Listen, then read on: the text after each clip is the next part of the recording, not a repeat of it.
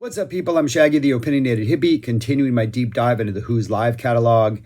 Really only familiar with the stuff that contains the live performances of Tommy, live at Leeds, the full performance, and I know the original, live at the Isle of Wight. I think there was one other one that has the complete Tommy. I know those releases, and I've only really listened to the other ones maybe once, if that. But after listening to Live at the Oval 1971, a recent release, I've decided I want to listen to all of them. And I've been really enjoying the three I've heard so far. This is the fourth, Live at the Fillmore East, 1968, released in 2018. Yeah, I'm going to talk about this, review it, rank it, not play music from it. And yeah, that's it. And ultimately recommend it because it is absolutely fantastic. This is on the tour or after the release of their third album, The Who Sell Out, pre-Tommy. That wouldn't be released until the following year. This is from April of 1968 at the Fillmore East. And this is just a really, really raw, indulgent Townsend. The band does a lot of extended jamming. And it's the most like jam by sheer will of force. Is that a phrase? Force of will. I'm listening to some of these jams. There's like an 11-minute relax in which they play relax and then they just go off for like 9 minutes. There is a 30+ minute My Generation. That's My Generation. And then they just go off for like 27 minutes.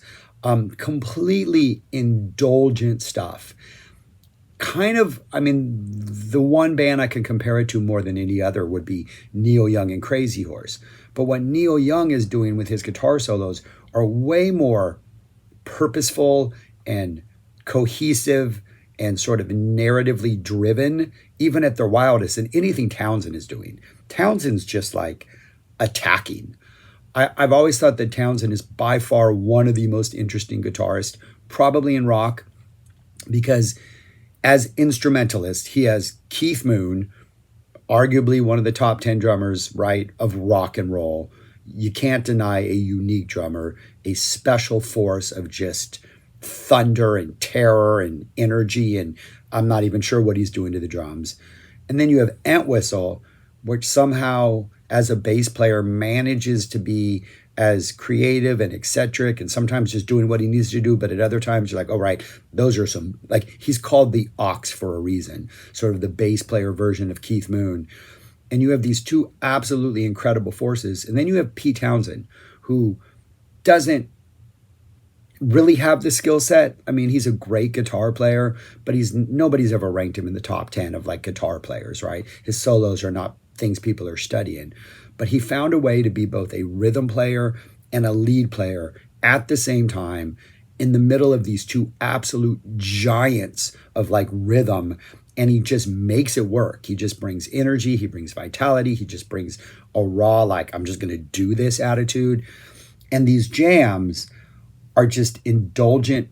They're like pre-punk just attacks. Like My Generation, the pre-punk, the proto-punk energy of My Generation is just phenomenal. But pretty much everything Pete Townsend does, just like he recognizes his limitations among these towering beasts of rhythm, and he just makes it work. Really, going into this, the only complaints I have are there's 5 covers. I think there's 13 songs. 5 of them are covers. I'm okay with that, but when they're not doing covers, like their strength as songwriters, Townsend's strength as songwriters, the melodies, the sort of like heavy music with like these really light, almost like airy melodies that pop in, it shows the genius of them. And so the covers are like, do another Who song. You're so good. But the covers are pretty interesting. There's like 3 Eddie Cochran covers. They're like fully into Eddie Cochran at this point. So anyways, opens up with Summertime Blues, just pure raucous, raw rock. It's just an assault. Just Townsend's solo is just a bunch of messy squiggles. It's just pure energy.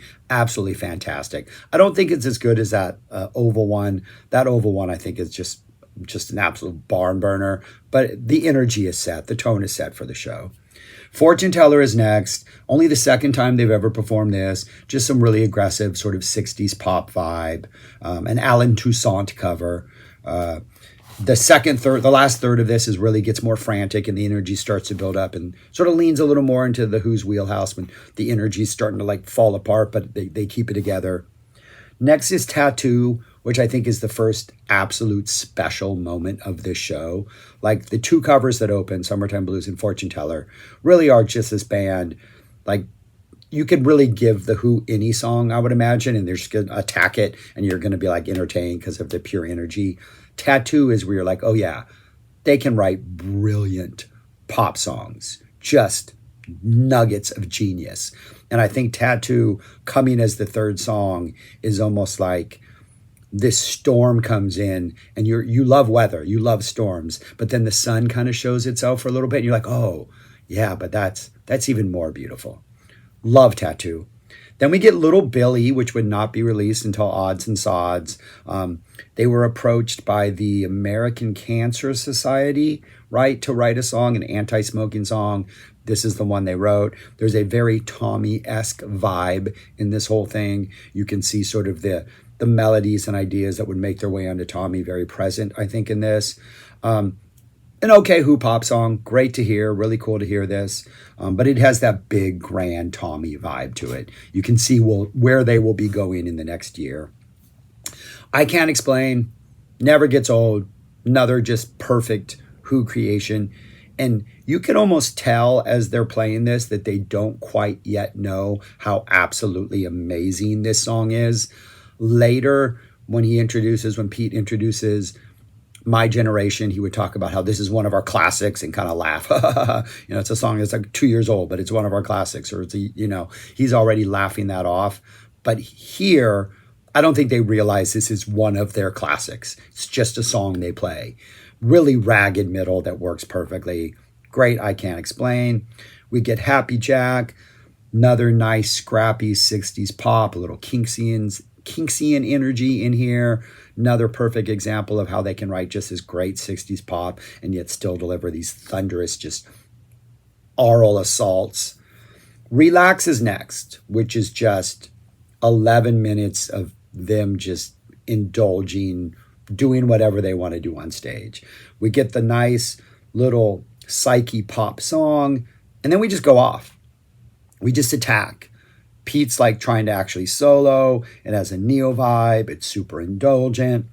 Pete is actually delivering the goods. This has like a dead caution vibe where like it gets really, really intense and then we kind of let it calm down. And then it gets really intense and then we let it calm down. And it gets crazy and chaotic. And then Ant Whistle comes in and starts like just dropping bombs all over the place and then it calms down.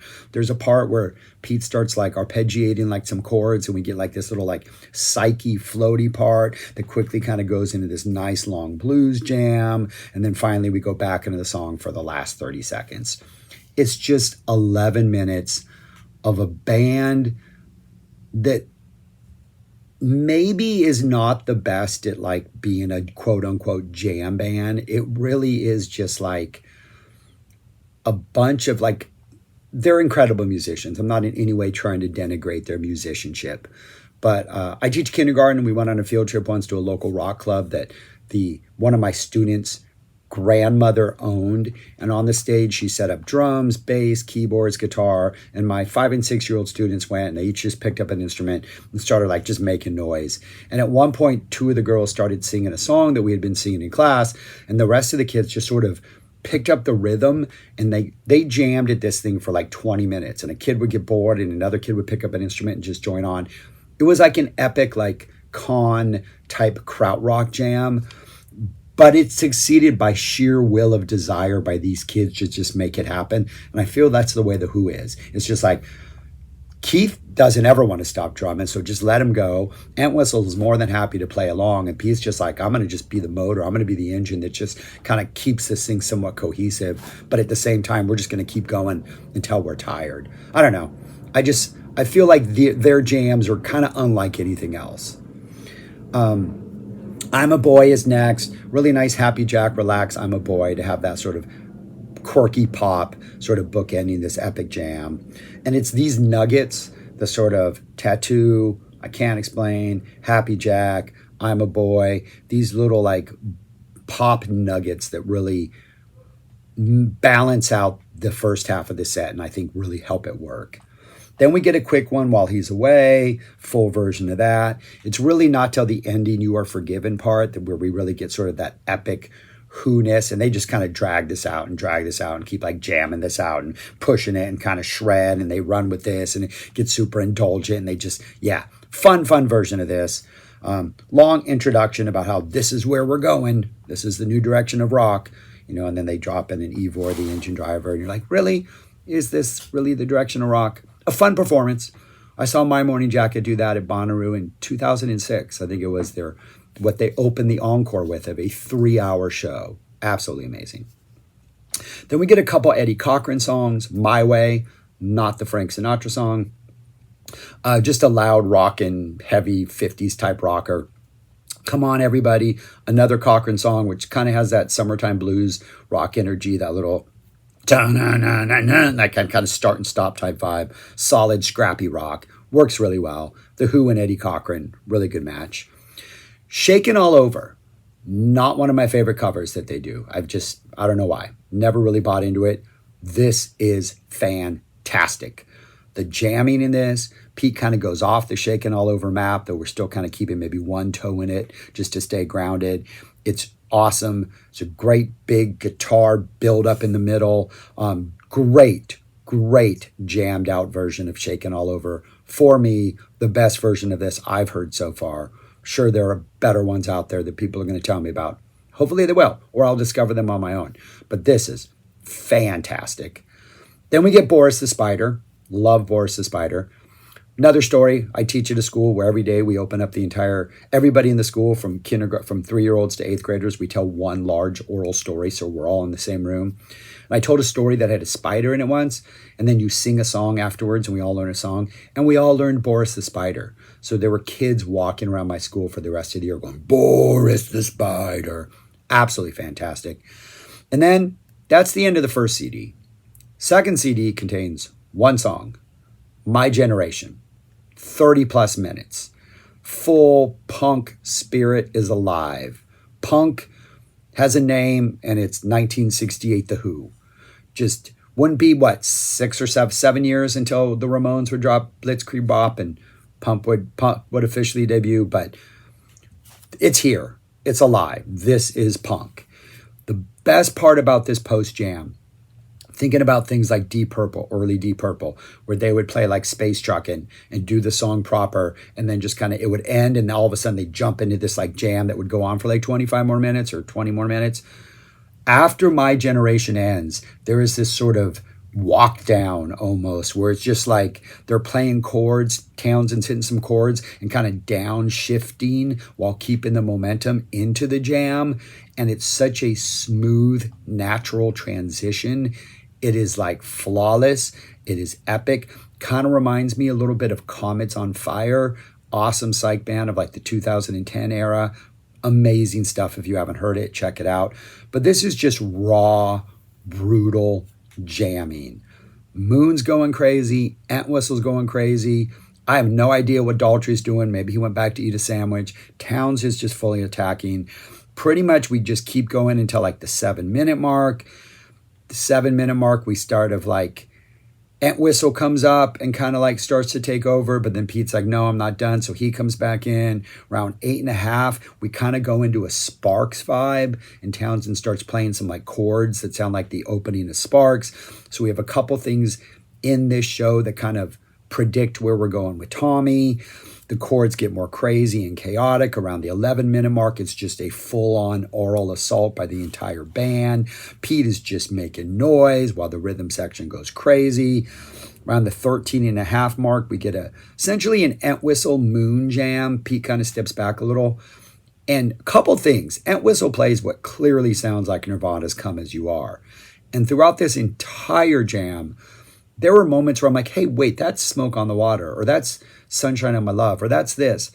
It really feels like over the course of this 30 minutes, Entwistle plays every single cool bass riff ever in the history of the world.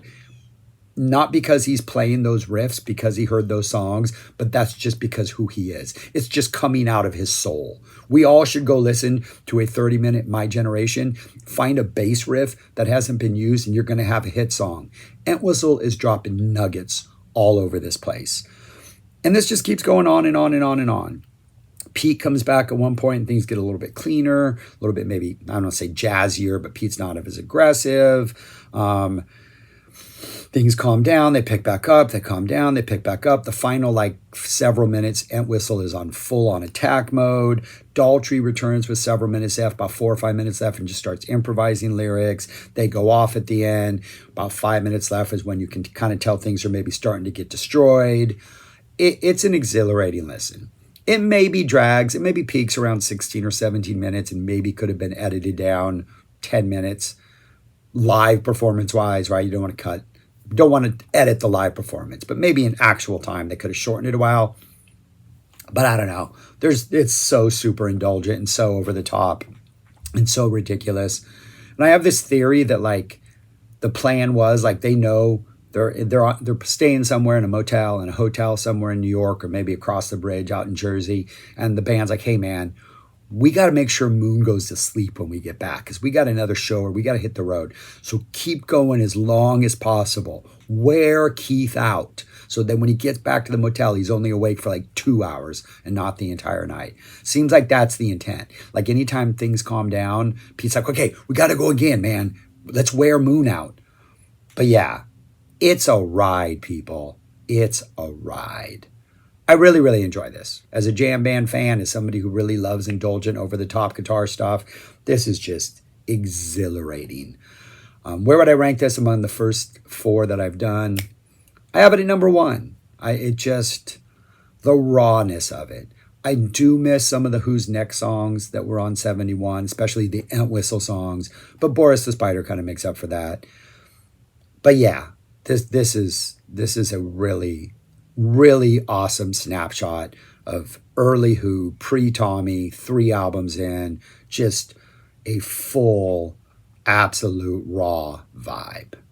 That's all I got. Thanks for watching. Subscribe, like, share, comment. Let me know what you think of this release, things I messed up on, things I missed, and I think I got it all.